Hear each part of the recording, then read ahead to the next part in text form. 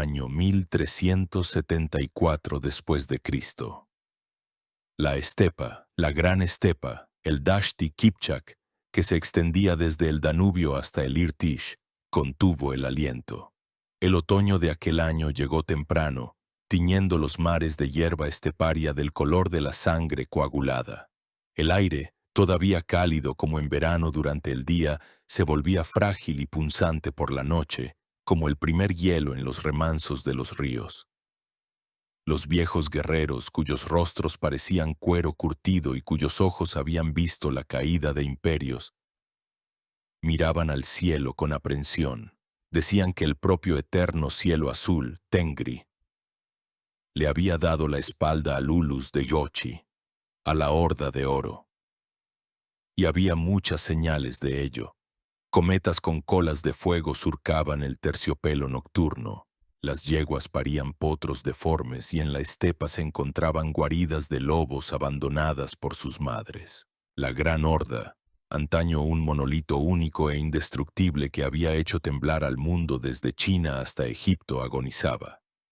Durante una década y media la había atormentado una fiebre que los cronistas rusos llamarían el Gran Interregno. Tras el asesinato del Khan Berdibek, último descendiente directo por línea masculina del Gran Batú, se rompió el hilo sagrado que unía el trono con el fundador. Y entonces la presa se rompió.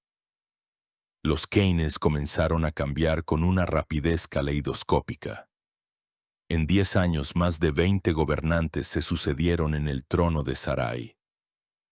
Eran proclamados en Kurultáis, convocados a toda prisa, llevados al poder por emires intrigantes, entronizados y derrocados en un mes, una semana o incluso en un solo día. Cada nuevo Khan, para mantenerse, repartía a sus partidarios feudos, cargos y riquezas, debilitando aún más el poder central. Cada Khan derrocado dejaba tras de sí hijos, hermanos y núkers leales, que se retiraban a sus campamentos para acumular fuerzas para un nuevo asalto al poder. La horda se había fragmentado. En la región del Volga, en su corazón, en las antiguas capitales de Sarai y Nueva Sarai, la masacre era continua. En Crimea y en el Don gobernaba el señor de la guerra Mamai, un poderoso emir que, al no ser un genghisida y no tener derecho al título de Khan, colocaba en el trono a Khanes títeres del linaje de Batú y gobernaba en su nombre. Al este, más allá del río Ural, en la Horda Azul, los descendientes del hermano de Batú, Horda Edgen, observaban con alarma y desprecio el caos en la parte occidental del Ulus, esperando su momento. Las rutas comerciales, que en su día fueron las arterias del imperio por las que fluían sedas, especias y oro, habían caído en el abandono. Las caravanas eran saqueadas por cualquiera. Los ushkuiniks rusos, piratas fluviales de Novgorod y Viatka, descendían en sus ligeras embarcaciones por el Volga y el Kama, saqueando y quemando las ciudades de la Horda, incluida la propia Nueva Sarai. El tributo de los principados rusos, antaño una fuente inagotable de plata, llegaba de forma irregular y a menudo terminaba en los bolsillos del mismo Mamai, en lugar de ir al tesoro común. El príncipe de Moscú, Dmitri Ivanovich, aún joven pero ya astuto y ambicioso, observaba atentamente la agonía de su señor y se atrevía cada vez más a actuar por su cuenta. Fue en este otoño carmesí y sangriento, en este mundo donde la traición se había convertido en la norma y la lealtad en una estupidez, donde la vida valía menos que un buen caballo y el poder caía en manos de quien tuviera la cimitarra más afilada y la daga más cerca de la garganta de su rival, donde comienza nuestra historia. En algún lugar de los campamentos del este, a la sombra de los grandes acontecimientos, crecía un joven del linaje de Gengis Khan. Su nombre era Tohtamish. Era uno de los muchos gengisidas, una de las decenas de potenciales pretendientes al trono que se desmoronaba. No tenía ejército, ni riquezas, ni protectores influyentes. Todo lo que tenía era su sangre, su orgullo y una ambición ilimitada y devoradora. Aún no sabía que estaba destinado a convertirse en el último gran Khan de la Horda de Oro. No sospechaba que primero reuniría el imperio desmoronado en un solo puño con una fuerza que no se había visto desde los tiempos de Janibeg, Beg, y que luego, cegado por la soberbia, desafiaría al conquistador más temible de esa era y hundiría a su pueblo en una catástrofe de la que nunca se recuperaría. Su historia no es solo la biografía de un hombre. Es la historia de un ascenso vertiginoso y una caída aplastante. Es la historia de una amistad que se convirtió en una enemistad mortal. Es un requiem por un gran imperio nómada que, como la estepa otoñal, ardió en un último incendio carmesí antes de un largo y frío invierno de olvido. El camino de Toktamish apenas comenzaba, y lo conducía directamente a Samarcanda, a los pies del trono de otro hombre cuyo nombre ya hacía temblar a Asia. A los pies del trono del cojo de hierro, Tamerlán. El destino, antes de elevar a un hombre a la cima, a menudo lo arrastra por el fango. Para el joven Toktamish, ese fango fue amargo y sangriento. Era un genjicida, descendiente del conquistador del universo, pero en el mundo del gran interregno, esto no era tanto un privilegio como una sentencia de muerte. Demasiadas águilas sobrevolaban la estepa, y cada una estaba dispuesta a arrancarle los ojos a la otra. Toktamish provenía de una influyente rama de los Kochidas. Su padre era Tuiyoja Oglan, gobernante de Mangishlak, descendiente de Tuka Timur, uno de los 13 hijos de Yochi, el primogénito de Genghis Khan. Esta línea de los Tuka Timúridas era considerada una de las más nobles en la parte oriental de la Horda de Oro, la Horda Azul. Sin embargo, en una era de disturbios, un linaje noble no salvaba, sino que por el contrario convertía a su padre en un peligroso competidor a los ojos del gobernante supremo de la Horda Azul, Uruz Khan. Uruz Khan, cuyo nombre se traduce como Khan ruso, aunque las razones de tal apodo siguen siendo objeto de debate entre los historiadores. Era una personalidad extraordinaria. También era descendiente de Yochi, pero de otra rama, la de Horda Edgen. Era un gobernante cruel, autoritario y ambicioso que había logrado poner orden en la parte oriental del imperio en desintegración. Sometió todo el Ulus de Horda Edgen y miraba con anhelo hacia el oeste, hacia Sarai, soñando con poner fin a la gran anarquía y unificar toda la Horda de Oro bajo su mano de hierro. Y en este camino no toleraba ninguna competencia. Tuiyoja, el padre de Toktamish, era para Uruz Khan como una espina en la garganta. Era demasiado noble, demasiado independiente y, al parecer, se negó a someterse a Uruz Khan o a participar en su campaña sobre Sarai. Uruz Khan no lo pensó mucho. En 1376 dio la orden y Tuiyoja fue ejecutado. De la noche a la mañana, Toktamish se convirtió en el hijo de un enemigo del pueblo, despojado de su feudo, de su riqueza y de su futuro. Sobre su propia cabeza pendía un hacha. Solo le quedaba una salida, huir, y huyó. ¿A dónde podía huir un genjicida caído en desgracia desde el Dashti Kipchak? Solo al sur, más allá del Sirdaria, a Transoxiana, a las tierras donde en ese momento ascendía la estrella de un nuevo y temible depredador de la época. Su nombre era Timur, pero el mundo lo recordaría por su apodo, Tamerlán, que significa Timur el Ang o Timur el Cojo. Y mientras el joven exiliado, salvando su vida, galopa hacia el sur, detengámonos un momento y veamos a quién se dirigía. Porque sin entender la personalidad de Timur, es imposible entender ni el ascenso ni la caída de Toktamish. Eran las dos caras de una misma moneda. Sus destinos se entrelazaron en un nudo tan apretado que solo la muerte pudo cortarlo. Timur no era un genguicida. Provenía de la tribu mongola turquificada de los Barlas. Según las leyes de la Yasa de Genghis Khan, nunca podría ostentar el título de Khan. Durante toda su vida, gobernaría a través de Khanes títeres genghisidas, conformándose con el título más modesto pero mucho más sustancial de emir, es decir, señor. pero la falta de la sangre adecuada la compensó con creces con su genio como comandante, su astucia diabólica y su crueldad sobrehumana. Cojeaba de la pierna derecha y tenía la mano derecha dañada, resultado de heridas recibidas en su juventud. Pero estas deficiencias físicas solo templaron su voluntad, convirtiéndola en una hoja de acero.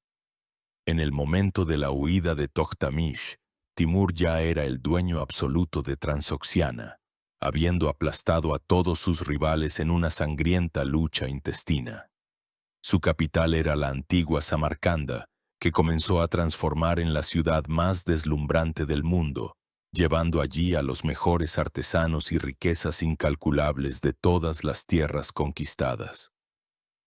Timur estaba obsesionado con dos ideas: la restauración del imperio mongol dentro de las fronteras de Genghis Khan y el patrocinio del Islam. Era a la vez un destructor despiadado que construía pirámides con cabezas cortadas y un refinado conocedor del arte que reunía en su capital a poetas, eruditos y arquitectos. Su corte en Samarcanda era un centro de poder al que, como polillas a una llama, acudían aventureros, exiliados y pretendientes a tronos de toda Asia. Y así, en el otoño de 1376, a esta llama deslumbrante pero mortalmente peligrosa, llegó también nuestro fugitivo. Imaginen la escena.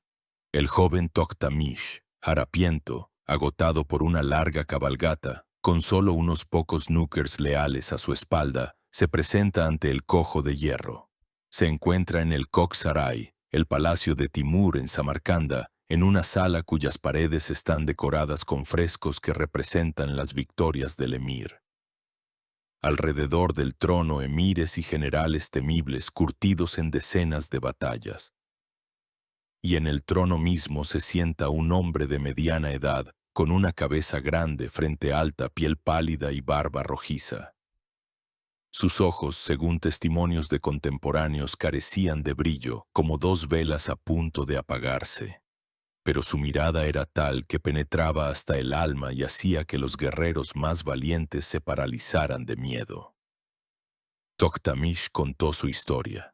No pedía limosna. Pedía justicia y ayuda, apelando a su linaje y a la injusticia cometida por Uruz Khan. Timur escuchó atentamente. Era un maestro del juego político y vio de inmediato en aquel príncipe harapiento una herramienta inestimable para su gran juego. La Horda de Oro, el vecino del norte de Timur, era para él tanto una amenaza como un objetivo codiciado. Recordaba cómo los Khanes de la Horda habían interferido en los asuntos de Transoxiana en el pasado. Una horda fuerte y unida bajo el gobierno de un líder tan activo como Uruz Khan era peligrosa para él. Pero una horda desgarrada por luchas internas en la que él mismo moviera los hilos era una historia muy diferente. Toktamish, un genghicida legítimo, era el candidato ideal para el papel de caballo de Troya. Al colocarlo en el trono de la Horda Azul y luego en el de Saray, Timur obtendría en el norte un aliado dependiente que le debería todo, y a largo plazo, toda la Horda de Oro como un estado vasallo. La decisión fue tomada. Timur no se limitó a acoger al fugitivo. Le rindió honores reales. Lo llamó su hijo. Le dio en gobierno las ciudades de Otrar y Sauran, en la frontera con el Dasht y Kipchak. Le dio dinero, armas y un ejército. Le dio todo lo necesario para que pudiera regresar a la estepa y desafiar a su enemigo. Para Toktamish fue un regalo del cielo, una oportunidad única en la vida. Estaba deslumbrado por la generosidad del emir y, probablemente en ese momento sentía por él una gratitud y una lealtad sinceras. Aún no comprendía que el favor de los grandes gobernantes nunca es desinteresado. No veía los hilos de acero con los que el cojo de hierro ya estaba enredando su destino. Era solo una espada que Timur afilaba cuidadosamente para asestar un golpe a su enemigo. Pero una espada, como es bien sabido, es un arma de doble filo, y nadie entonces, en la resplandeciente Samarcanda, podía imaginar que llegaría un día en que esa misma espada, habiendo ganado fuerza, se volvería contra su creador. Comenzaba el primer acto del gran drama. Toktamish había recibido las espadas de Samarcanda y se preparaba para regresar a la estepa, para bañarlas en la sangre de sus enemigos y abrirse camino hacia el trono. Habiendo recibido de manos de Timur un ejército y recursos, Toktamish se transformó de un fugitivo miserable en un temible pretendiente.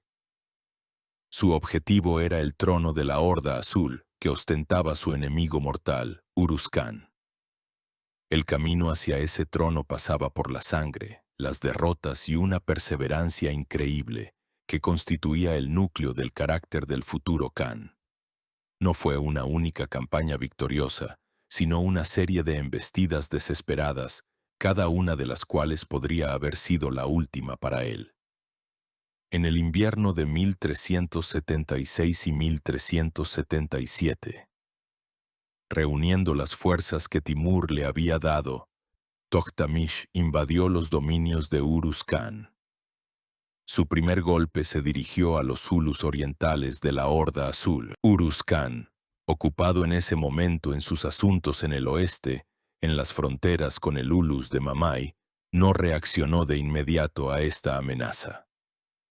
Toktamish logró obtener varias victorias locales sobre emires individuales y atraer a su lado a algunos clanes descontentos con el duro gobierno de Uruz Khan. Pero tan pronto como Uruz Khan dirigió sus fuerzas principales hacia el este, la suerte abandonó a nuestro héroe. Contra el ejército numeroso y curtido en batalla del poderoso Khan, las tropas de Toktamish eran impotentes. En la primera gran batalla, sufrió una aplastante derrota.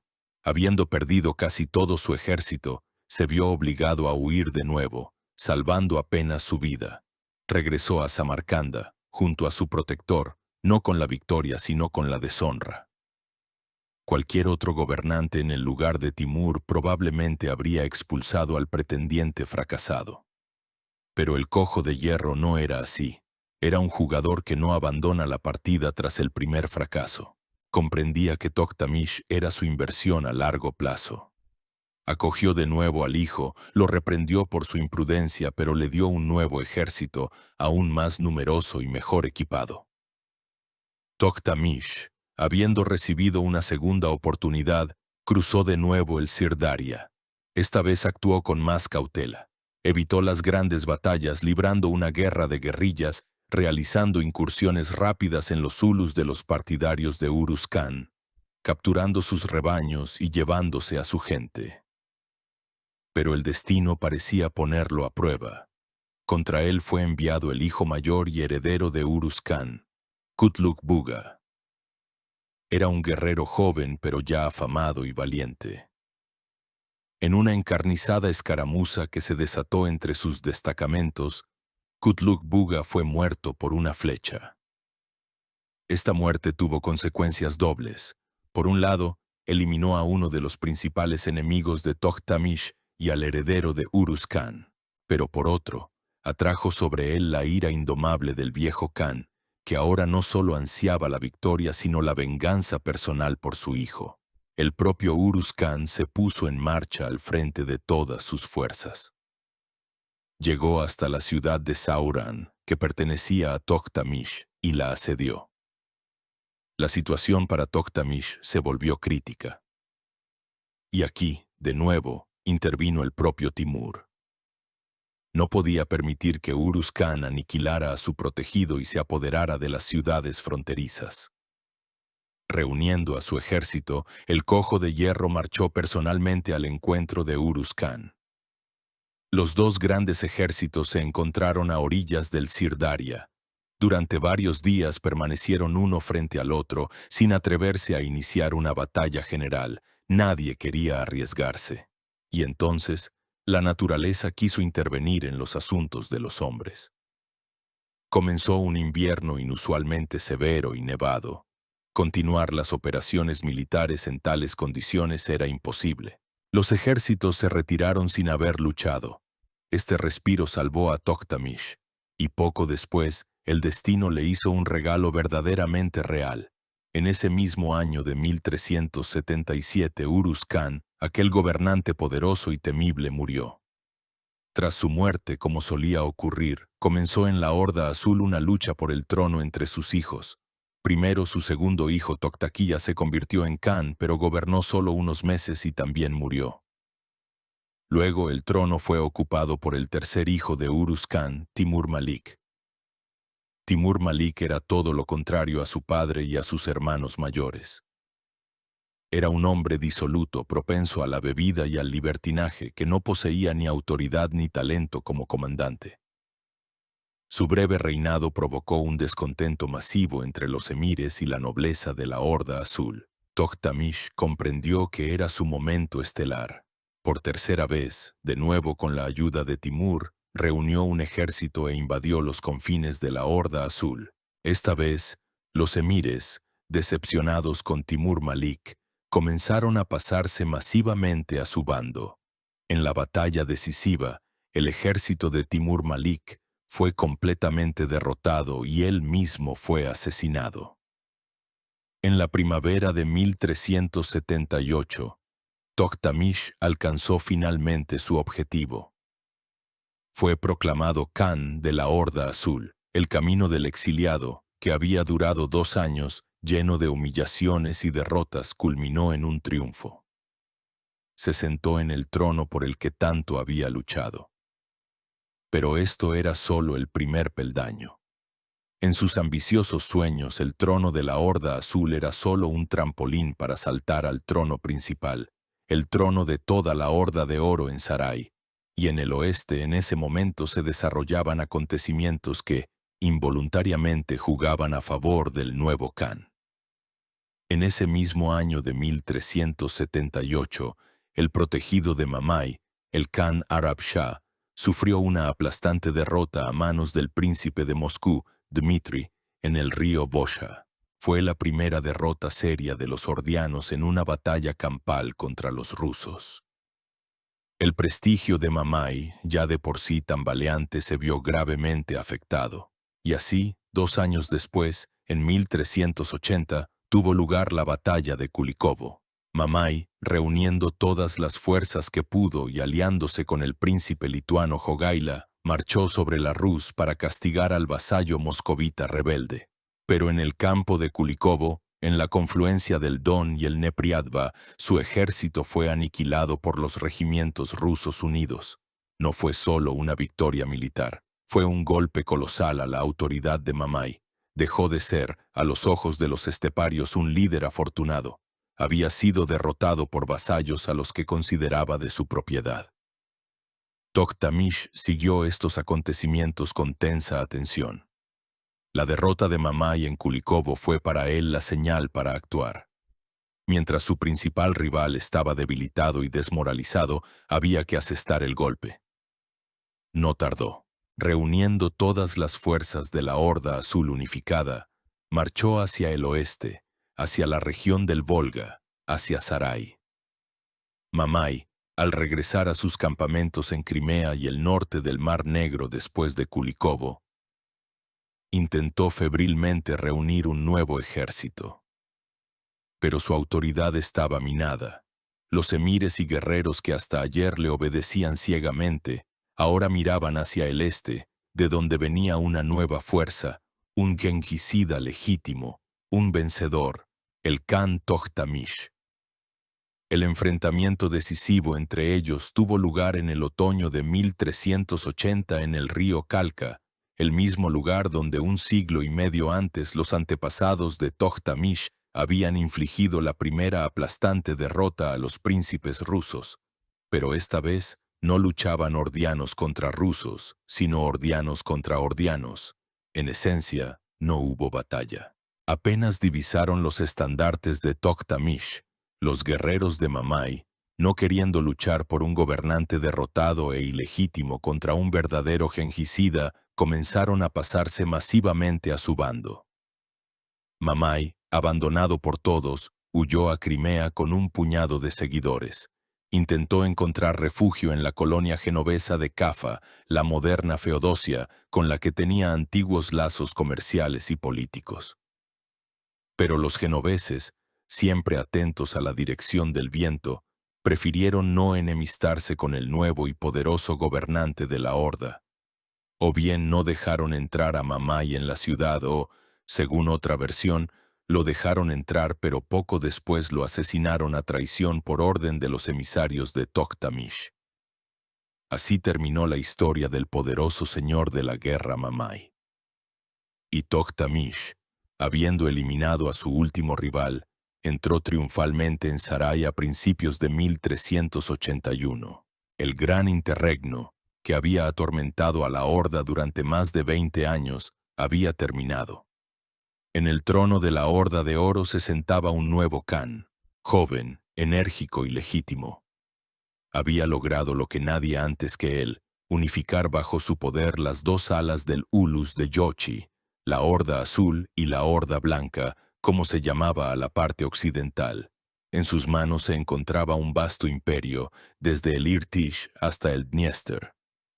Parecía que la Horda de Oro renacía de sus cenizas. Y lo primero que hizo el nuevo Khan fue volver su mirada hacia el norte, hacia sus vasallos rusos, que durante los disturbios habían olvidado quién era su verdadero amo, especialmente hacia aquel que se había atrevido a derrotar a su predecesor en el campo de Kulikovo. La ascensión de Toktamish al trono de Sarai fue recibida en la horda con un enorme alivio y esperanza. 2 décadas de sangrientas luchas intestinas en las que hermano se levantaba contra hermano e hijo contra padre habían agotado la estepa. La gente estaba cansada del caos, ansiaban orden, estabilidad y una mano fuerte que pusiera fin a las disputas y devolviera a la horda su antigua grandeza. Y Toktamish parecía ser exactamente ese hombre. Era joven, enérgico, afortunado en la batalla y, lo más importante, era un genjicida indiscutible, por cuyas venas corría la sangre sagrada del conquistador del universo. Su llegada al poder se percibía como el fin de la maldición del gran interregno y el comienzo de una nueva era. Los primeros pasos de Toktamish en el trono justificaron plenamente estas expectativas. Actuó con rapidez, dureza y decisión. En primer lugar, acabó con los restos de los partidarios de Mamai y otros separatistas que aún intentaban desafiar su autoridad. Una ola de ejecuciones recorrió la estepa. A todos los emires que se habían manchado con su participación en el interregno y que podían representar una amenaza, o los aniquiló o los atrajo a su lado, obligándolos a jurarle lealtad. Restauró la vertical del poder, que había sido completamente destruida en los años anteriores. En todos los Zulus clave, nombró a sus gobernadores leales, principalmente de entre los emires que habían venido con él del este, de la Horda Azul. Al mismo tiempo, comenzó a restaurar la economía. La tarea principal era revivir las rutas de las caravanas, que eran la base de la riqueza de la Horda. Envió destacamentos para aniquilar a las bandas de ladrones que saqueaban a los mercaderes y confirmó los antiguos privilegios comerciales de los mercaderes genoveses y venecianos en Crimea y en la desembocadura del Don. Comenzó a acuñar una nueva moneda de peso completo con su nombre, lo que simbolizaba la restauración de la estabilidad financiera. Pero la cuestión principal que se planteaba ante el nuevo Khan era la del statu quo. Era un unificador, un restaurador, no un reformador. Su objetivo no era crear algo nuevo, sino restaurar el viejo y buen orden de los tiempos de los Khanes Uzbek y Jani Beg, cuando la horda estaba en la cima de su poder. Y este orden implicaba la sumisión total e incondicional de todos los vasallos y, en primer lugar, de los príncipes rusos. Y aquí, en su camino, se interpuso la sombra de Mamai. La victoria de Dmitri de Moscú en el campo de Kulikovo tuvo para la Rus una enorme importancia psicológica. Demostró que se podía vencer a los hordianos, pero desde el punto de vista de Toktamish, Este suceso fue un acto de flagrante desobediencia de un vasallo a su soberano. El hecho de que Dmitri hubiera derrotado no a él, Toktamish, sino a su enemigo y usurpador Mamai, no tenía ninguna importancia. Desde el punto de vista del derecho imperial de la Horda, cualquier gobernante que se sentara en Sarai era el señor legítimo de la Rus. Al rebelarse contra Mamai, Dmitri se rebeló contra Sarai, contra la autoridad misma del Khan.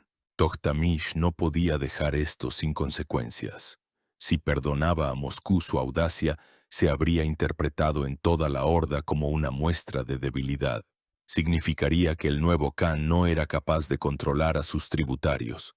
Por lo tanto, el castigo de Moscú no era para él una cuestión de venganza personal, sino una cuestión de necesidad política, una cuestión de afirmar su estatus como el verdadero y todopoderoso gobernante del Ulus de Yochi.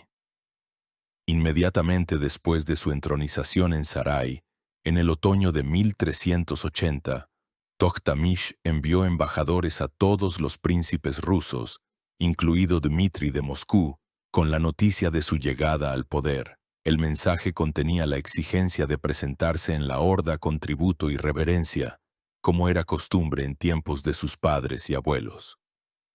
Los embajadores explicaron que el Khan había derrotado al enemigo común, Mamai, y que ahora en la Rus debía reinar la paz bajo su, Toktamish, alta mano. Los príncipes rusos se encontraron en una posición difícil.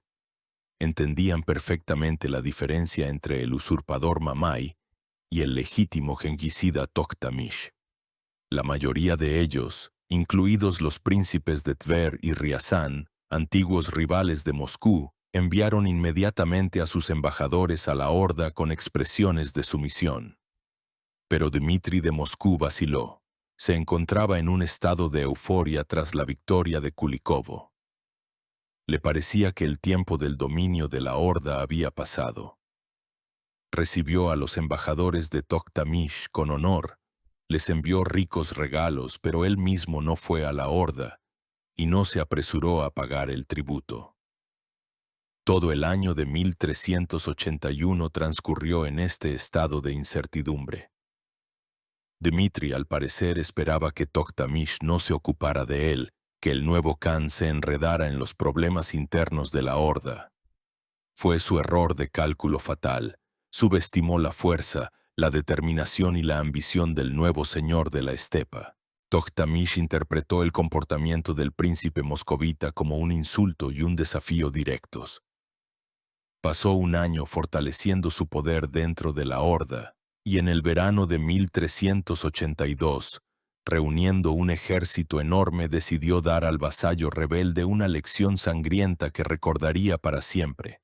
El objetivo de la campaña no era simplemente el tributo, el objetivo era la humillación. Quería mostrar a todos, tanto a los rusos como a sus propios súbditos, que los tiempos del interregno habían terminado, que a Sarai había regresado el verdadero amo y que cualquier intento de desafiar su poder sería ahogado en sangre. Comenzaba la preparación para la expedición de castigo. Para asegurar su factor sorpresa, Toktamish recurrió a una artimaña. Ordenó arrestar y saquear a todos los mercaderes rusos que se encontraban en las ciudades de la Horda y confiscar sus barcos para que nadie pudiera llevar la noticia de la inminente invasión a Moscú. Por la estepa se extendió el grito de llamada a la guerra. La Horda, unida y ávida de botín después de un largo período de disturbios, respondió con presteza. Un ejército enorme, como una crecida primaveral, comenzó su movimiento hacia el norte.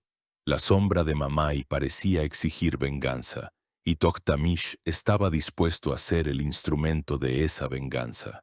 Moscú, embriagada por su reciente victoria, aún no sabía la terrible tormenta que se cernía sobre su cabeza. El verano de 1382 en la Rus fue caluroso y tranquilo. Habían pasado 2 años desde la victoria en el campo de Kulikovo, y parecía que la amenaza más terrible había pasado.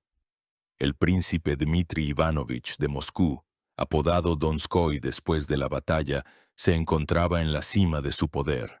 Había fortalecido la autoridad de Moscú como centro de unificación de las tierras rusas, y muchos creían que el yugo había sido derrocado definitivamente. Esta atmósfera de complacencia y autoconfianza le jugó una mala pasada a Moscú. Toktamish preparó su golpe en el más profundo secreto. Su ejército no se movió por las rutas tradicionales del sur, que estaban bien vigiladas por los puestos fronterizos rusos, sino que las rodeó por la orilla derecha del Volga, tratando de pasar desapercibido.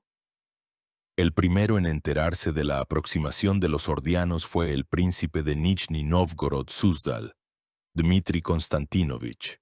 Se enfrentó a una elección terrible: unirse a Moscú y ser aplastado junto a ella, o someterse e intentar salvar sus tierras. Eligió lo segundo. Para demostrar su lealtad al Khan y alejar la desgracia de su principado, no solo no advirtió a su yerno, Dmitri Donskoy, del peligro inminente, sino que envió a sus dos hijos, Vasily y Semyon, como guías para Toktamish. El príncipe Oleg de Riazán, cuyas tierras se encontraban en el camino de los ordianos, también prefirió no resistir. Recordando la devastación de su principado por Mamái de camino a Kulikovo, le indicó a Toktamish los vados del río Oká, asegurando así la invasión sin obstáculos del ejército de la Horda al corazón del Principado de Moscú. La traición de sus vecinos o, desde su punto de vista, un acto de sumisión vasalla al soberano legítimo, privó a Moscú de cualquier posibilidad de organizar una defensa. La noticia de que el Khan Toktamish, con una fuerza innumerable, ya había cruzado el Oká, sorprendió a Dmitri Donskoy. No tenía tiempo para reunir sus regimientos. Muchos guerreros, después de la batalla de Kulikovo, aún no estaban listos para una nueva gran guerra. Comprendiendo que no podría enfrentarse a los ordianos en una batalla campal, Dmitri tomó una decisión que todavía hoy suscita controversia entre los historiadores. Abandonó Moscú y se dirigió al norte, a Kostroma, según dice la crónica, para reunir un ejército. Junto a él partió su primo, el héroe de la batalla de Kulikovo, Vladimir Andreyevich de Serpukhov. En la capital quedaron la esposa de Dmitri, la gran duquesa Eudoxia, y el metropolitano Cipriano. La partida del príncipe provocó el pánico y el caos en Moscú. Los boyardos y los ciudadanos ricos, abandonando sus bienes, huyeron de la ciudad. Pero los moscovitas comunes, la llamada gente negra, sintieron que habían sido traicionados y se amotinaron. Convocaron un veche, cerraron las puertas de la ciudad sin dejar salir a nadie, y decidieron defenderse hasta el final. Los boyardos que no lograron huir fueron asesinados o forzados a dirigir la defensa. El mando de la defensa fue asumido por un joven príncipe lituano, Ostei, nieto de Algirdas, que se encontraba en Moscú en ese momento. El 23 de agosto de 1382, las avanzadillas de Toktamish se acercaron a las murallas de Moscú. La ciudad estaba bien fortificada. Poco antes, en 1367, Dmitri Donskoy había construido un nuevo Kremlin de piedra blanca que se consideraba una fortaleza inexpugnable. Los moscovitas, a pesar de la ausencia del príncipe y de voivodas experimentados, estaban llenos de determinación. Se agolparon en las murallas, lanzando burlas e insultos a los ordianos. La crónica conserva un detalle vívido. Un ciudadano, un pañero llamado Adán, de pie en las puertas de Frol, las futuras puertas del Salvador, con armadura y una lanza, insultaba en voz alta al propio Khan, provocando la ira de los sitiadores. Por primera vez en su historia, Moscú ofreció resistencia armada a los ordianos. Los defensores no solo repelían los ataques, sino que también realizaban salidas. Tenían a su disposición incluso armas de fuego, los llamados tiufiaki, y cañones, una de las primeras menciones de su uso en la Rus. Los ordianos, no acostumbrados a largos asedios y sin máquinas de asedio, sufrieron grandes pérdidas. Durante 3 días continuaron los asaltos infructuosos. Toktamish comprendió que no podría tomar la ciudad por la fuerza. Y entonces recurrió a la misma artimaña que tan a menudo había dado éxito a sus antepasados.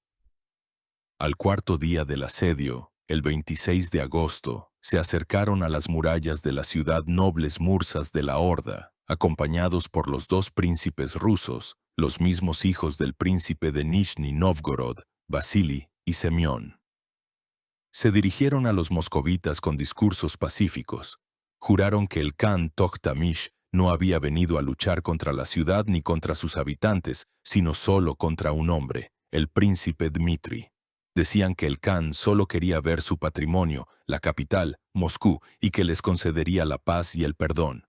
Les instaron a abrir las puertas, a salir a su encuentro con honor y regalos, y prometieron que no se les tocaría ni un pelo de la cabeza. Los moscovitas, agotados por el asedio y creyendo en los juramentos y, sobre todo, en la presencia de sus propios príncipes rusos, que actuaban como garantes de la palabra del Khan, vacilaron.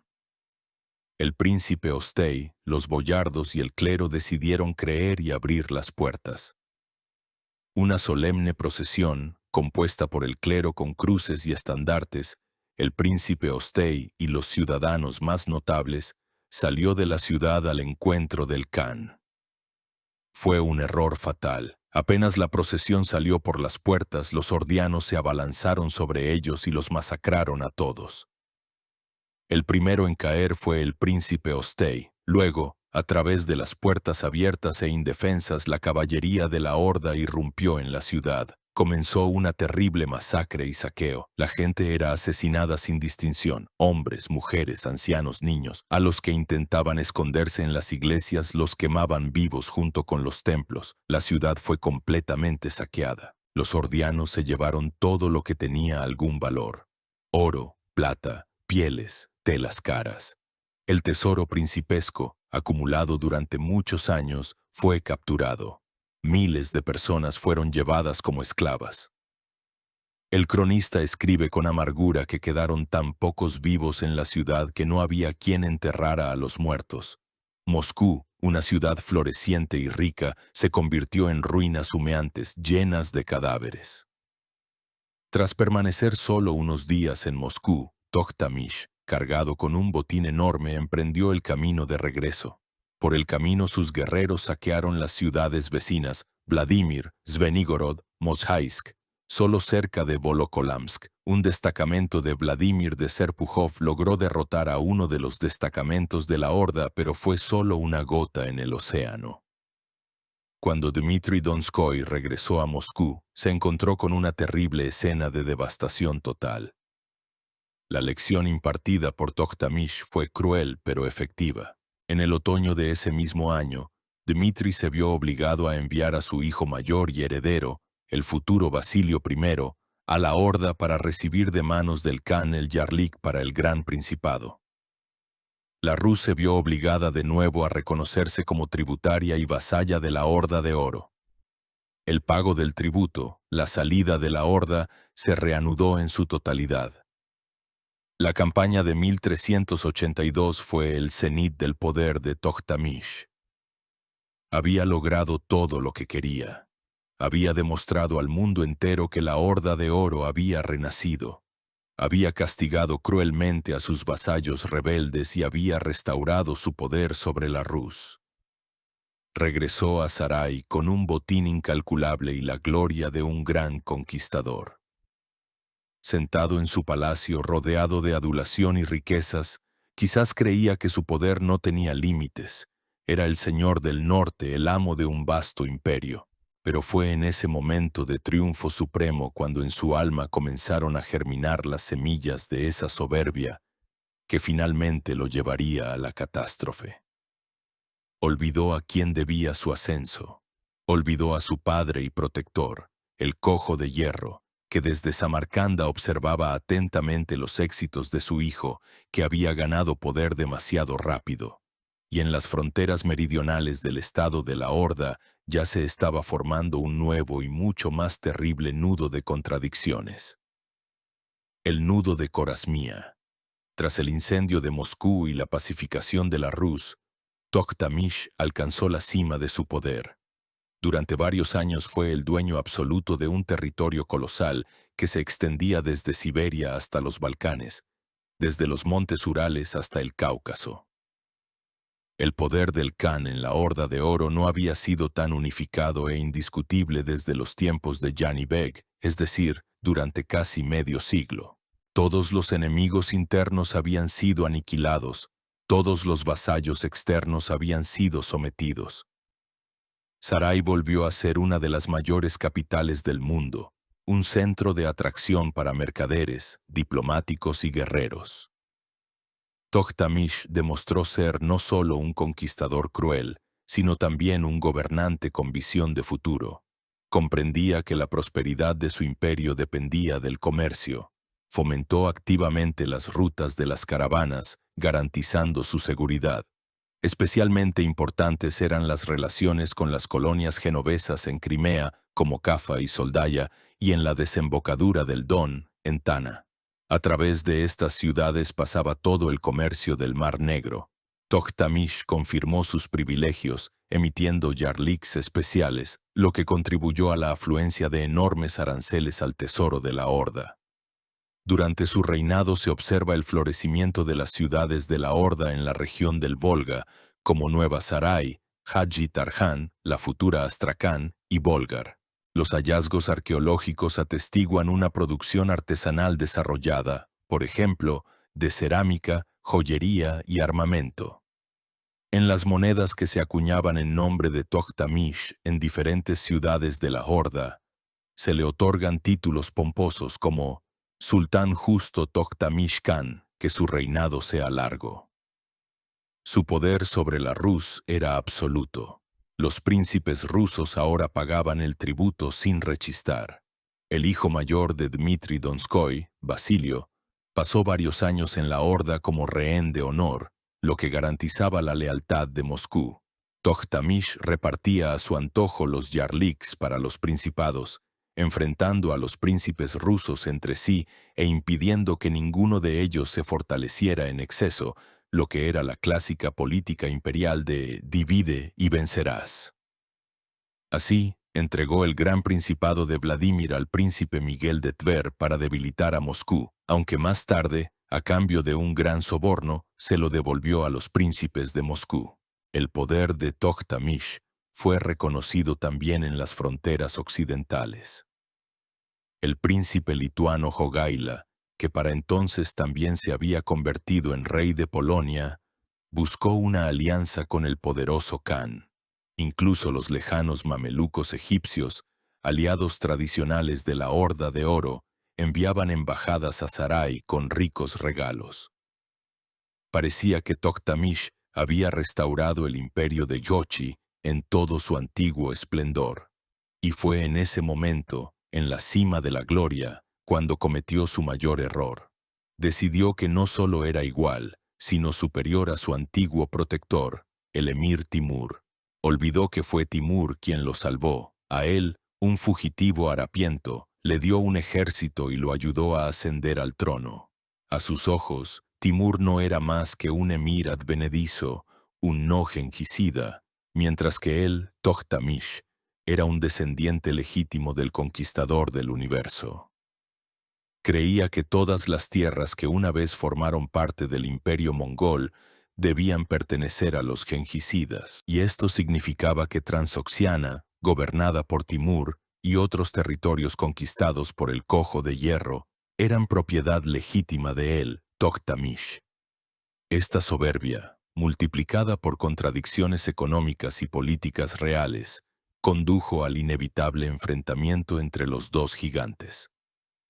La manzana de la discordia, el pretexto formal para la guerra, fue Corasmia. Corasmia, una región antigua y rica en el Bajo Amu Daria, con su capital Urgench, era la joya de Asia Central. Era el mayor centro de artesanía y comercio, un oasis de civilización en medio de los desiertos. Históricamente, Corasmia había formado parte del Ulus de Yochi, es decir, de la Horda de Oro. Pero durante el Gran Interregno, la dinastía local de los Sufi, aprovechando el caos en Sarai, se había independizado de facto de la horda. Timur, al consolidar su poder en Transoxiana, no podía tolerar la existencia de este vecino rico e independiente. Durante la década de 1370, realizó varias campañas sobre Corasmia y finalmente, en 1379, la conquistó definitivamente, devastándola y anexionándola a sus dominios.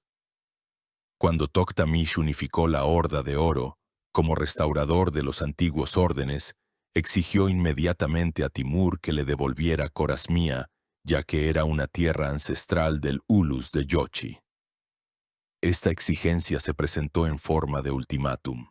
Toktamish envió embajadores a Timur que, según los cronistas orientales, se comportaron con arrogancia y descaro. Timur se enfureció. Consideraba Corasmia su conquista legítima, pagada con la sangre de sus guerreros. Entregarla significaría mostrar debilidad y reconocer la supremacía de Toktamish. Se negó. A partir de ese momento, las relaciones entre los dos gobernantes comenzaron a deteriorarse rápidamente. Toktamish empezó a buscar aliados contra Timur. Apoyó a emires rebeldes en el propio estado de Timur, pero su paso más pérfido fue la invasión de Azerbaiyán. En 1385, mientras Timur guerreaba en Persia, Toktamish, reuniendo un enorme ejército, invadió Azerbaiyán desde el norte a través del paso de Derbent. Este territorio también había sido en su día objeto de disputa entre los descendientes de Yochi y los descendientes de otro hijo de Gengis Khan, Hulagu, es decir, los Ilkhanes de Persia.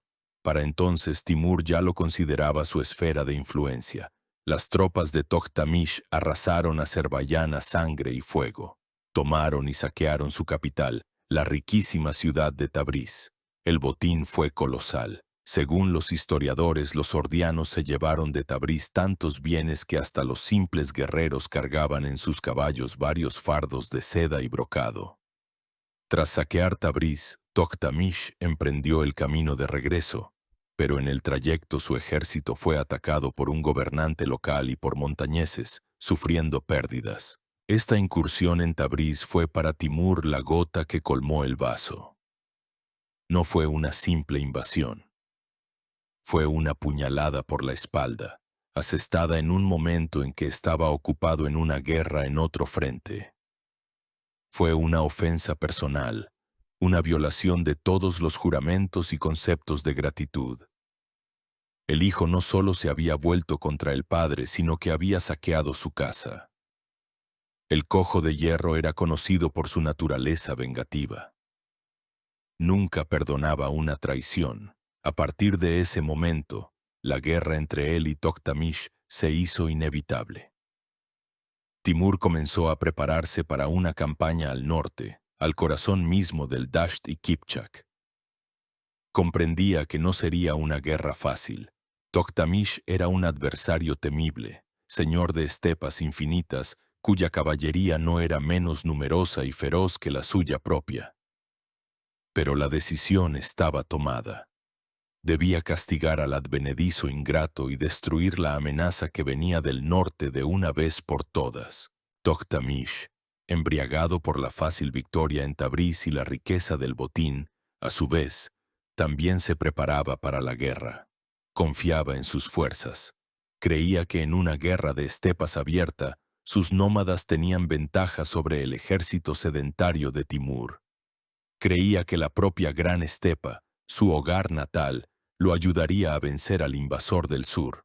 Los dos más grandes generales de la época, dos antiguos aliados convertidos en enemigos mortales, se preparaban para el enfrentamiento decisivo. En juego no estaba solo la posesión de Corasmia o Azerbaiyán. En juego estaba el poder sobre toda Asia Central y Europa Oriental. El mundo contuvo la respiración en espera del choque de los dos titanes, y la primera fisura, que presagiaba el terremoto venidero, debía producirse a orillas del río Kondurcha. El invierno de 1390 y 1391 fue para Timur un tiempo de preparativos febriles. La decisión de castigar a Toktamish estaba tomada, y el Cojo de Hierro se preparaba para la campaña con toda su metódica y aterradora minuciosidad. No debía ser una simple incursión de castigo, debía ser una campaña de aniquilación. Anunció la movilización de todas las tropas de su vasto imperio. Desde las estribaciones del Hindú Kush hasta los valles de Mesopotamia, desde las fronteras de la India hasta las montañas del Cáucaso, todos los vasallos y gobernadores recibieron la orden de presentarse con sus regimientos en Samarcanda. La preparación duró varios meses. En las herrerías se forjaban sables y puntas de flecha, en los talleres se cosían cotas de malla y cascos, se acumulaban provisiones. Timur inspeccionaba personalmente las tropas, supervisando su entrenamiento y equipamiento. Su ejército no era una simple horda, sino un mecanismo complejo y bien organizado. Estaba dividido en cuerpos, divisiones, regimientos y centurias. Contaba con caballería pesada, revestida de armaduras de placas, caballería ligera, armada con arcos e infantería, incluyendo unidades armadas con fuego griego y artillería primitiva.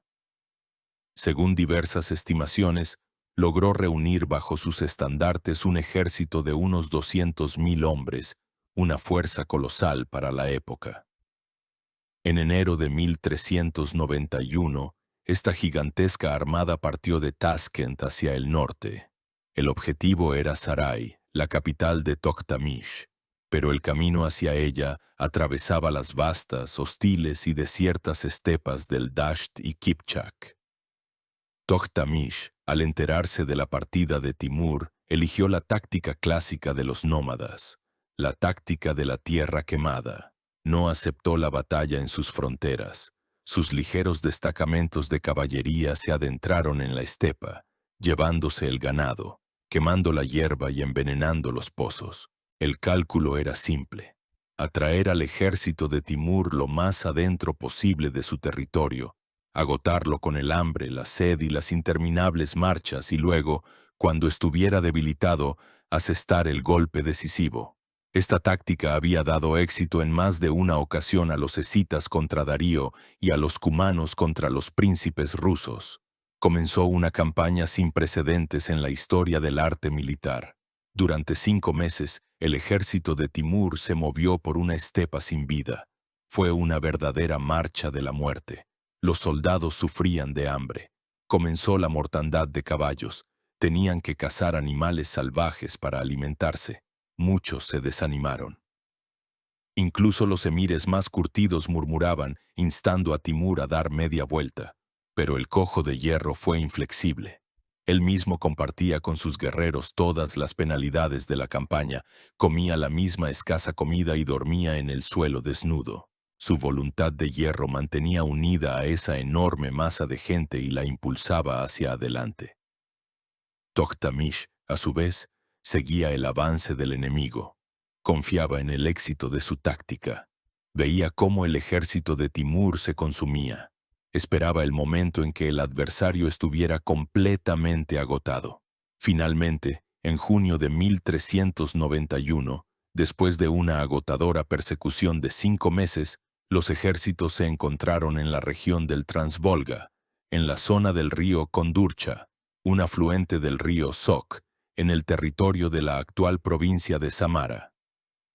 Toktamish decidió que había llegado el momento de la batalla decisiva.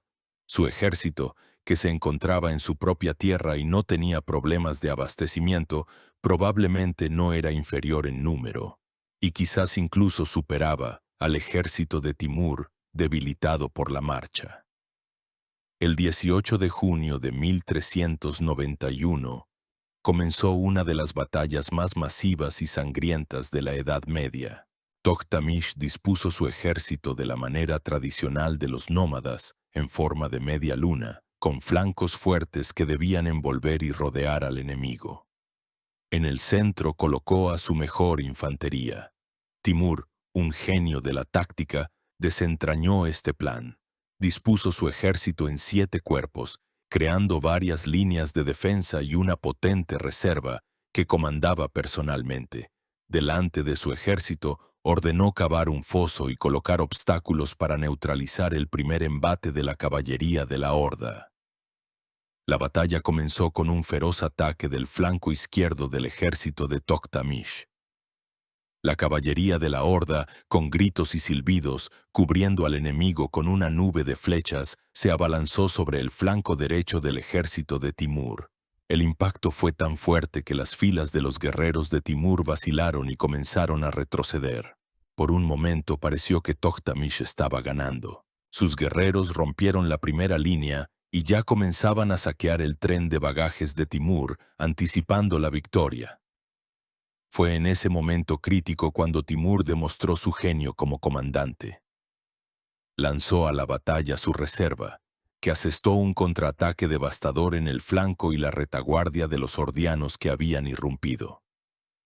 Al mismo tiempo, otro de sus cuerpos que había escondido previsoramente en una hondonada, rodeó y atacó el centro del ejército de Toktamish.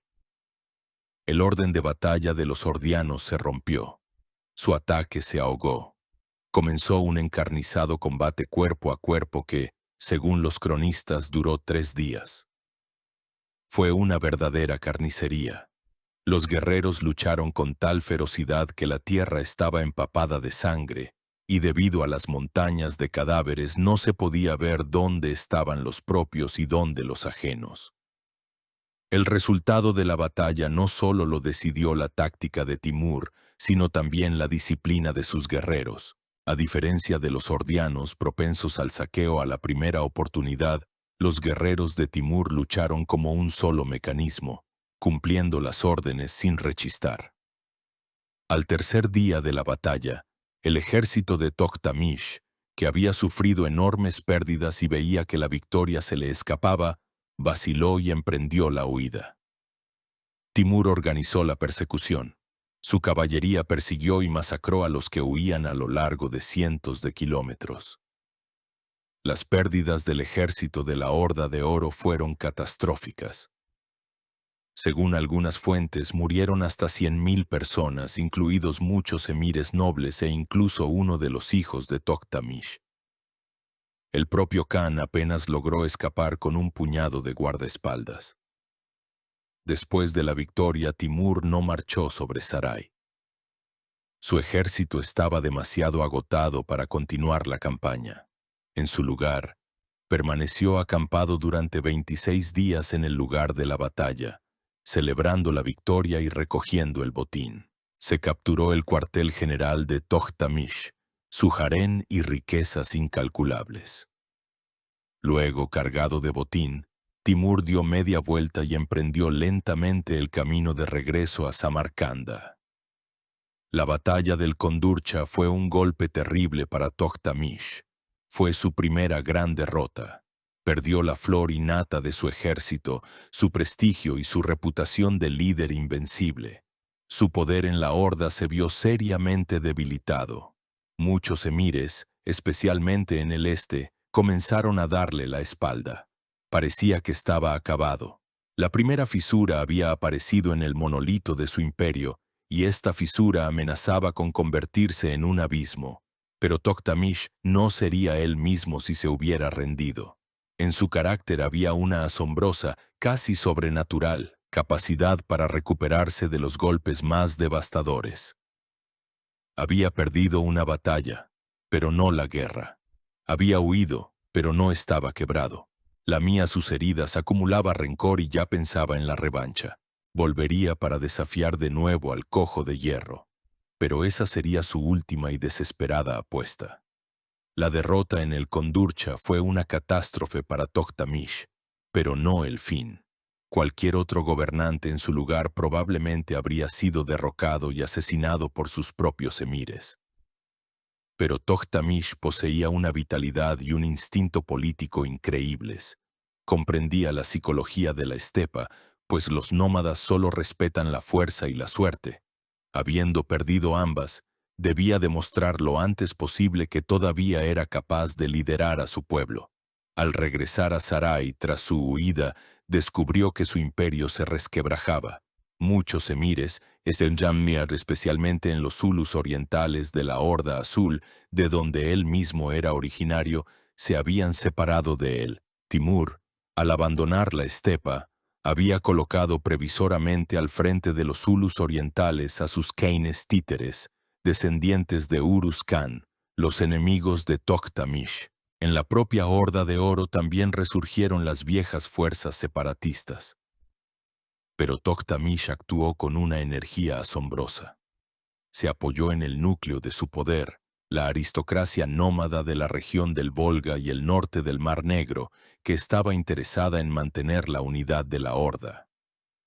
Anunció un nuevo reclutamiento para el ejército. Envió mensajeros a todos los Zulus, suplicando, convenciendo, amenazando. Utilizó toda su autoridad como gengicida legítimo, apelando a la lealtad a las tradiciones y a la memoria de sus antepasados. Y la estepa, por extraño que parezca, respondió. La capacidad de la Horda de Oro para regenerar rápidamente sus fuerzas militares era fenomenal. Cada nómada era un guerrero nato. No se necesitaban largos años para entrenar a los reclutas.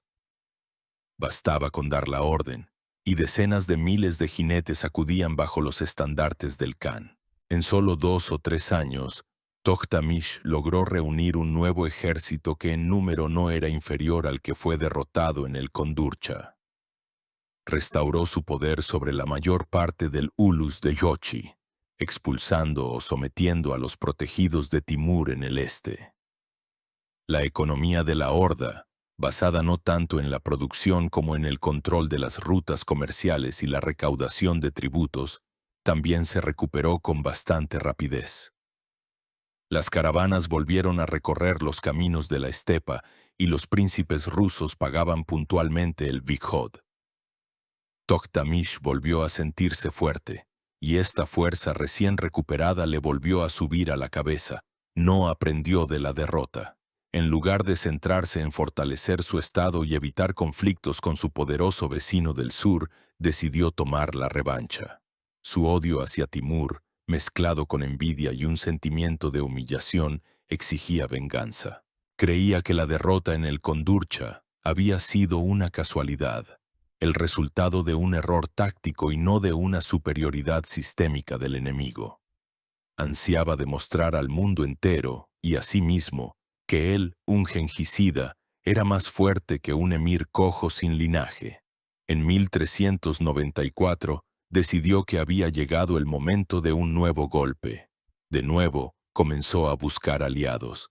Entabló negociaciones con los mamelucos egipcios e incluso con el sultán otomano Bayaceto, intentando crear una amplia coalición contra Timur, quien con su política agresiva en Oriente Próximo se había ganado muchos enemigos. Pero no esperó a que la coalición se formara. En el otoño de 1394, mientras Timur estaba de nuevo ocupado en una guerra, esta vez en Mesopotamia y el Cáucaso, Tokhtamysh lanzó su última y desesperada embestida. De nuevo decidió apuñalar por la espalda. Reuniendo todas sus fuerzas, invadió el Transcáucaso, el territorio de Shirvan, un estado vasallo de Timur. La ruta fue elegida a propósito. Era el mismo paso de Derbent, una estrecha franja de tierra entre las montañas del Cáucaso y el mar Caspio, que desde la antigüedad había servido como puerta de entrada para las invasiones de los nómadas del norte al sur. Las tropas de Tokhtamysh atravesaron las puertas de hierro de Derbent e irrumpieron en las ricas tierras de Shirvan y Arran. Esta campaña fue aún más audaz que la incursión en Tabriz 10 años antes. Tokhtamysh no se limitó a saquear. Actuó como un soberano de pleno derecho, invadiendo el corazón mismo de los dominios de su enemigo. Devastó las ciudades de Shirvan, capturó un enorme botín y regresó al norte, al río Terek, donde acampó, esperando la reacción de Timur. Fue un desafío abierto, lanzado a la cara del cojo de hierro. Tokhtamysh parecía decir que estaba de vuelta, fuerte de nuevo y sin miedo, que había venido a tomar lo que consideraba suyo. La reacción de Timur fue predecible. Cuando, estando en Mesopotamia, le informaron de la invasión de Toktamish. Su furia no conoció límites. El hijo ingrato no solo no se había arrepentido, sino que se había atrevido a asestar un nuevo golpe. Los cronistas escriben que el rostro del emir se ensombreció y dijo que esta vez no solo lo expulsaría, sino que destruiría su ulus, arrasaría sus ciudades y exterminaría a su pueblo, para que ningún gobernante después de él tuviera que preocuparse por ese lado. Inmediatamente detuvo todas sus operaciones en el sur y dio la orden a todo el ejército de marchar hacia el norte, al Cáucaso, al encuentro de Toktamish. Comenzaba la segunda gran campaña de Timur contra la Horda de Oro. Pero esta vez no lo impulsaba un simple cálculo político, sino una sed de venganza fría y absorbente. No iba solo a vencer, iba a destruir. Dos ejércitos liderados por dos enemigos mortales avanzaban de nuevo uno hacia el otro. Toktamish esperaba a Timur en el Cáucaso Norte, a orillas del río Terek. Confiaba en su posición. Estaba cerca de sus estepas natales. Su ejército estaba fresco y lleno de fuerza. Creía que esta vez corregiría los errores del pasado y obtendría la victoria. Era su última oportunidad, la última apuesta en el gran juego. No sabía que no conducía a su horda a la gloria y la revancha, sino a un apocalipsis. A orillas del Terek no solo debía decidirse su destino personal, sino el destino de toda la Horda de Oro, el gran imperio creado por sus antepasados. La tormenta se avecinaba, y esta tormenta amenazaba con barrer de la faz de la tierra no solo a un Khan, sino a todo un mundo. Primavera de 1395. Las estribaciones del Cáucaso Norte.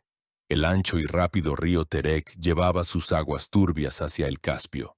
A lo largo de su orilla norte, hasta donde alcanzaba la vista, se extendía una gigantesca ciudad de yurtas y tiendas. Era el campamento del Khan Toktamish. Aquí, en la frontera entre la estepa y las montañas, esperaba a su enemigo. El ánimo en el ejército de la Horda era combativo. El horror de la derrota en el Kondurcha se había borrado de la memoria, reemplazado por un deseo de venganza y la anticipación de un rico botín. El ejército era enorme y estaba lleno de fuerza. Parecía que esta vez la suerte estaría del lado del legítimo gengisida. El ejército de Timur se acercaba desde el sur. El cojo de hierro conducía a sus tropas a través de los pasos y desfiladeros del Cáucaso. Su marcha fue triunfal y cruel. Sometía la resistencia de los pueblos de la montaña, dejando tras de sí fortalezas destruidas y pirámides de cabezas cortadas.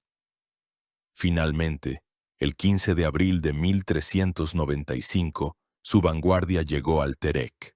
Los dos ejércitos más grandes de la época se encontraron frente a frente, separados solo por el río. Durante varios días, los adversarios maniobraron, buscando una posición ventajosa para cruzar y combatir. Toktamish fortificó su orilla, colocando defensas en todos los vados. Timur, a su vez, recurrió a una estratagema militar. Fingió que iba a retirarse y comenzó a moverse ostentosamente río arriba. Toktamish, creyendo que el enemigo temía la batalla y buscaba una ruta de escape, lo siguió por su orilla. Esta carrera duró varios días hasta que Timur encontró un lugar conveniente para cruzar. Por la noche, al amparo de la oscuridad, sus unidades de élite comenzaron a vadear el Terek.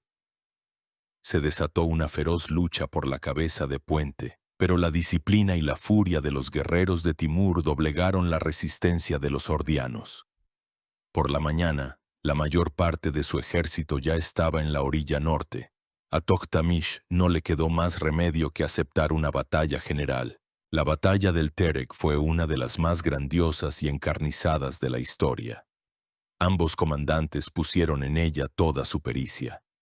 Toktamish, habiendo aprendido la amarga lección del Kondurcha, dispuso su ejército en una formación más profunda y escalonada. Reforzó su centro y en los flancos colocó a su mejor caballería ligera, que debía envolver al ejército de Timur.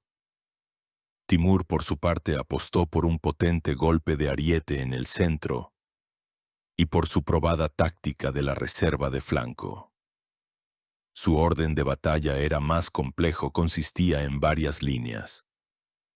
En la primera línea se encontraba la infantería protegida por grandes escudos llamados chapars, y por fortificaciones de campaña. Detrás de ella se situaba la caballería pesada. La batalla comenzó con el tradicional intercambio de flechas de las guerras de estepa.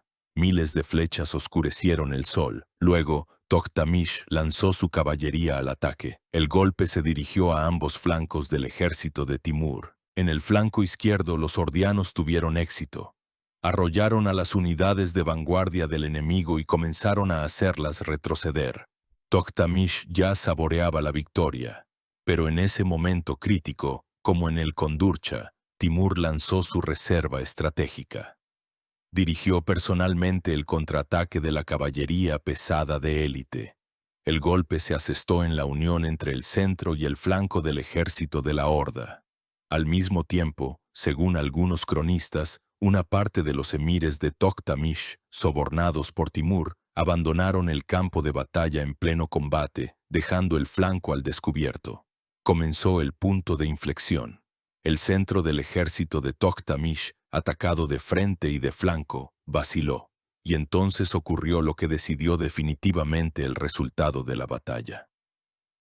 Timur aplicó otra de sus innovaciones tácticas. Sus guerreros, según las fuentes, comenzaron a gritar que el Khan Toktamish había huido. Este grito, repetido muchas veces, se extendió por todo el campo. En las filas de los ordianos que ya estaban desorientados cundió el pánico. Todos los que oían ese grito creían que su Khan realmente los había abandonado. La formación se deshizo. Los guerreros que un minuto antes luchaban desesperadamente, ahora solo pensaban en su propia salvación. La retirada se convirtió muy rápidamente en una huida desordenada, y la huida en una masacre monstruosa. La caballería de Timur persiguió y exterminó a los desmoralizados ordianos. La derrota fue total y definitiva. El ejército de la Horda de Oro en esencia dejó de existir. El campo de batalla a lo largo de muchos kilómetros quedó sembrado de cadáveres de hombres y caballos. El propio Toktamish escapó de nuevo por milagro, huyendo con un pequeño grupo de guardaespaldas hacia el norte, a los bosques de Bulgaria del Volga. Pero esta vez, Timur no se contentó con una simple victoria en la batalla. Decidió cumplir su juramento y destruir el propio Ulus de Yochi. Después de la batalla del Terek, su ejército, dividido en varios cuerpos, se adentró en el territorio de la Horda de Oro. Comenzó lo que se puede llamar un genocidio económico y demográfico. El Cojo de Hierro no tenía como objetivo conquistar y anexionar estas tierras. Su objetivo era su destrucción total y definitiva, para que nunca más pudieran amenazar a su imperio. Su ejército recorrió todo el territorio de la Horda como una plaga de langostas. Todas las ciudades más grandes como Nueva Sarai, Vieja Sarai, Gadji Tarhan, Bolgar y Tana fueron tomadas, saqueadas y quemadas hasta los cimientos.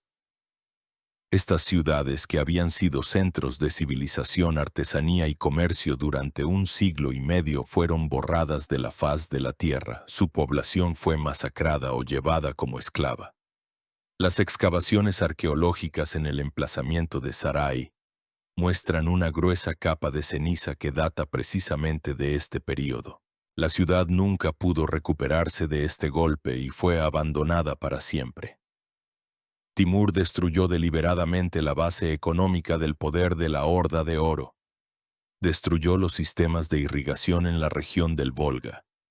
Arrasó las factorías comerciales de los genoveses en Crimea y Tana, desviando las rutas de las caravanas de las estepas hacia su propia capital, Samarcanda. La gran ruta de la seda, cuya rama norte pasaba por las tierras de la Horda y le reportaba fabulosos ingresos, quedó paralizada. La campaña de Timur de 1395 y 1396 fue un golpe mortal para la Horda de Oro. No fue solo una catástrofe militar, fue un colapso de civilización. Las ciudades, que eran el pilar del poder central, fueron destruidas. Una parte significativa de la población sedentaria fue exterminada o deportada. El comercio internacional fue socavado. La horda retrocedió siglos en su desarrollo, convirtiéndose de nuevo en una estepa salvaje, desgarrada por luchas internas. El Estado unificado dejó de existir de facto. Sobre sus ruinas pronto comenzarían a surgir nuevos kanatos, como el de Kazán, Astracán, Crimea, Siberia, así como la horda de Nogai. El apocalipsis del Terek fue el fin del gran imperio de Yochi, y el culpable de esta catástrofe, el hombre que llevó a su pueblo al borde del abismo, fue su último gran Khan, Tohtamish. Cegado por la soberbia, desafió a una fuerza que no podía controlar y sumió a su país en un fuego que lo consumió hasta los cimientos. Su tragedia personal se convirtió en la tragedia de todo un pueblo. La derrota en el Terek y la posterior devastación de la horda por parte de Timur convirtieron a Tohtamish en un exiliado. Ahora era un Khan sin kanato, un general sin ejército, un señor sin súbditos. De su antigua grandeza solo quedaban los recuerdos y el título, pero incluso en esta situación, aparentemente desesperada, no se rindió. La última década de su vida es la historia trágica y, al mismo tiempo, llena de perseverancia de un hombre que se aferra desesperadamente al poder e intenta recuperar lo perdido. Tras huir del campo de batalla del Terek, encontró refugio temporal en algún lugar del norte, en las tierras de los búlgaros del Volga o en la zona de la estepa boscosa. Timur, tras devastar los zulus centrales de la horda, no lo persiguió. Nombró un Khan títere en Sarai y, llevándose un botín incalculable, se retiró al sur. El cojo de hierro consideraba que Tohtamish estaba acabado, pero subestimó a su enemigo. Tan pronto como las tropas de Timur abandonaron los confines del Dasht y Kipchak, Tohtamish comenzó de nuevo a reunir partidarios a su alrededor. Muchos ordianos, no queriendo someterse a los protegidos de Timur, veían en Tohtamish el único símbolo legítimo de resistencia. Logró reunir de nuevo un pequeño ejército. Sin embargo, en la propia horda le surgió un nuevo y mortal enemigo.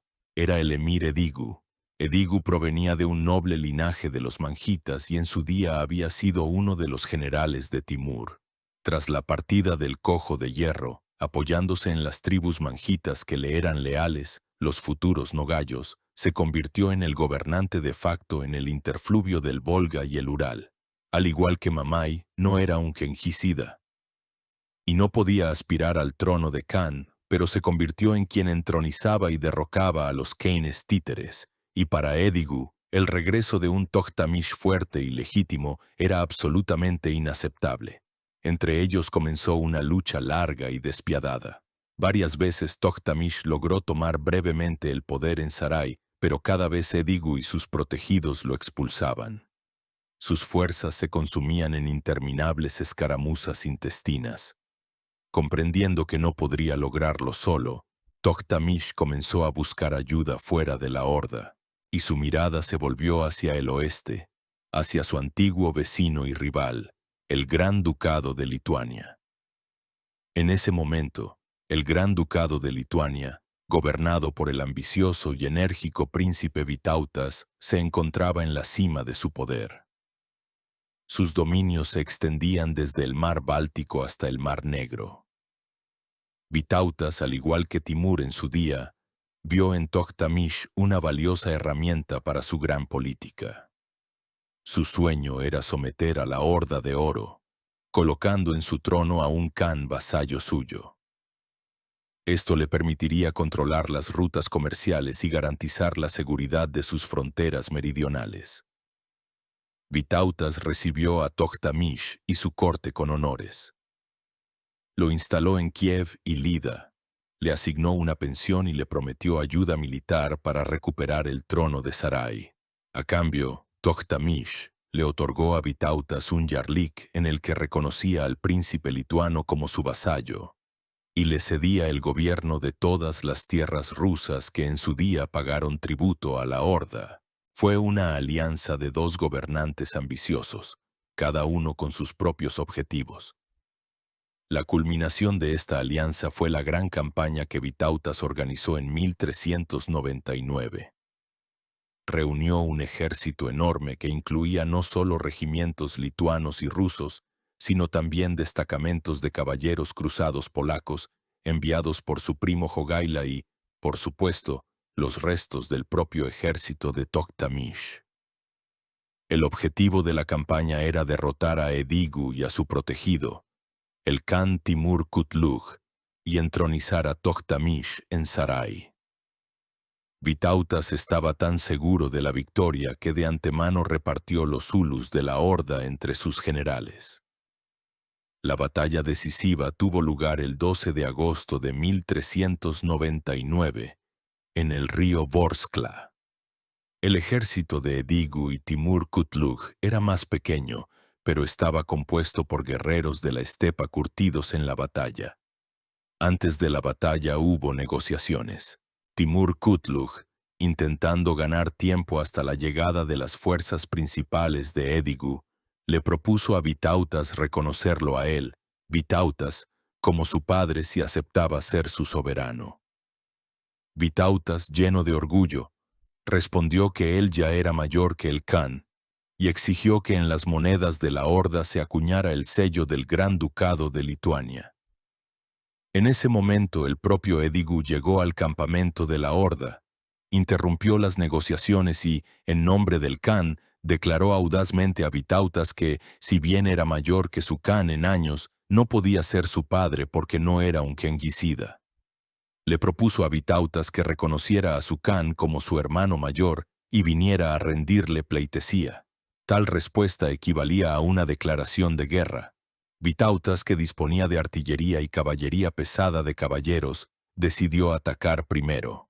Al principio su ejército tuvo éxito. Cruzó el río y comenzó a presionar a los ordianos. Pero Edigu, un comandante experimentado, aplicó la táctica favorita de los nómadas, la retirada fingida. Atrajo al ejército lituano al interior de la estepa y luego su caballería, rodeando al enemigo por los flancos, asestó un golpe devastador desde la retaguardia. El ejército de Vitautas fue rodeado y completamente aniquilado. Fue una de las peores derrotas en la historia del Gran Ducado de Lituania. En la batalla murieron numerosos príncipes y caballeros nobles, incluidos los héroes de la batalla de Kulikovo, Andrei y Dmitri Bobrok-Volinsky, que se habían puesto al servicio de Vitautas. El propio Vitautas apenas escapó, y Toktamish, viendo que la batalla estaba perdida, fue uno de los primeros en huir. La derrota en el Vorskla fue la catástrofe final para Toktamish. Perdió a su último protector poderoso. Vitautas, derrotado y humillado, ya no podía ayudarlo. A partir de entonces, Toktamish estuvo condenado a vagar. Los últimos años de su vida son una serie de intentos humillantes de encontrar un refugio. Vagó por los confines de su antiguo imperio, perseguido de cerca por los hombres de Edigu. Durante un tiempo estuvo en Siberia intentando encontrar apoyo entre los genghisidas locales. Su final fue ignominioso. En 1406 o 1407, más de 10 años después de la derrota en el Terek, lo alcanzaron. Por orden de Edigu, un destacamento de guerreros bajo el mando de uno de los hijos del antiguo enemigo de Toktamish, Uruz Khan, lo rastreó en algún lugar de la actual región de Tiumen. En una breve escaramuza, el último gran Khan de la Horda de Oro, el hombre que unificó un imperio y desafió al propio Tamerlán, fue asesinado. Su cuerpo fue abandonado en la estepa, como carroña. Así terminó la vida de Toktamish, un Khan sin kanato, un exiliado que luchó hasta su último aliento por una sombra de poder. Su muerte fue tan turbulenta y trágica como toda su vida. Fue el último que logró unificar el Ulus de Yochi. Tras su caída, el proceso de desintegración de la Horda de Oro se volvió irreversible. La muerte de Toktamish en la lejanía siberiana no fue un acontecimiento sonado. El mundo que una vez había hecho temblar ya casi lo había olvidado. Pero su vida y sus acciones, como una piedra arrojada al agua, dejaron tras de sí ondas expansivas que definieron el destino de Eurasia durante siglos. Su legado resultó ser paradójico y dual. fue a la vez el restaurador y el sepulturero de un gran imperio. El resultado principal y más obvio de su reinado fue el colapso final e irreversible de la Horda de Oro como un estado unificado. Tokhtamysh fue el último Khan que logró reunir en un solo puño el desmoronado Ulus de Yochi. Su energía y su voluntad detuvieron por un breve tiempo el proceso de desintegración que había comenzado durante el Gran Interregno. Pero su propia soberbia y aventurerismo condujeron a la guerra con Timur, que asestó a la Horda un golpe mortal. La campaña del Cojo de Hierro de 1395 y 1396 no fue solo una derrota militar, sino una catástrofe de civilización. La destrucción de los centros urbanos, el socavamiento del comercio, el exterminio de la población, todo ello privó a la Horda de su base económica y política. Después de esto, nunca pudo recuperarse como un imperio centralizado. Sobre sus ruinas, como hongos después de la lluvia, comenzaron a crecer nuevas formaciones estatales, como la Gran Horda, la Horda de Nogai y los Khanatos de Kazán, Crimea, Astracán, Siberia y Uzbekistán. El mundo del Dasht y Kipchak entró en una nueva fase feudal de su historia, donde el lugar de un imperio unificado fue ocupado por khanatos herederos que guerreaban entre sí. La segunda consecuencia más importante de la actividad de Tokhtamysh fue el cambio en el equilibrio de poder en Europa Oriental. Su campaña sobre Moscú en 1382 pareció restaurar el dominio de la Horda sobre la Rus en toda su plenitud. Pero a largo plazo fue precisamente la derrota de la Horda a manos de Timur, provocada por Tokhtamysh, la que creó las condiciones para el ascenso de Moscú. Una Horda debilitada y fragmentada ya no podía controlar eficazmente a sus vasallos del norte. Sí, los príncipes rusos seguirían pagando tributo a varios khanes y viajando para obtener yarliks durante casi un siglo más. Pero ya no sería una sumisión total a un único centro poderoso, sino más bien un complejo juego diplomático con varios depredadores rivales. Es en el siglo XV, en la era posterior a Tokhtamysh y Timur, cuando el Principado de Moscú comienza su rápido crecimiento, reuniendo las tierras rusas y preparándose para el derrocamiento final del yugo, que ocurriría en 1480. De este modo, Tokhtamysh, deseando humillar y debilitar a Moscú, en última instancia con su política funesta contribuyó objetivamente a su futuro engrandecimiento. La tercera consecuencia es la reconfiguración de todo el mapa geopolítico de Asia Central. La guerra de los dos titanes, Tokhtamysh y Timur, condujo a un colosal fortalecimiento del imperio timúrida. Al destruir a su principal competidor en el norte, Timur aseguró sus fronteras y pudo concentrarse en las conquistas en la India, Oriente Próximo y Asia Menor. La destrucción de la Horda de Oro también provocó una reorientación de las rutas comerciales. La rama norte de la Gran Ruta de la Seda, que pasaba por Sarai, entró en decadencia. Las principales rutas de las caravanas ahora pasaban más al sur, por la capital de Timur, Samarcanda, lo que enriqueció aún más su estado y desangró la economía del Dasht y Kipchak. La propia imagen de Tokhtamysh en la historia ha permanecido extremadamente contradictoria.